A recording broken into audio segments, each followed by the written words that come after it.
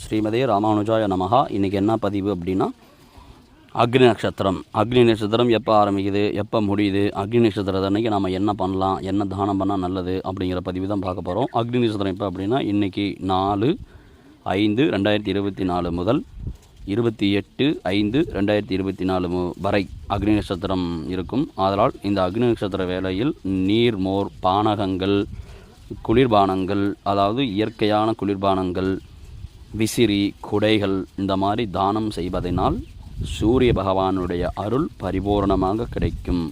அதனால் பக்தர்கள் அனைவரும் தங்களால் இயன்றளவு தானத்தை அளிக்குமாறு கேட்டுக்கொள்கிறோம்.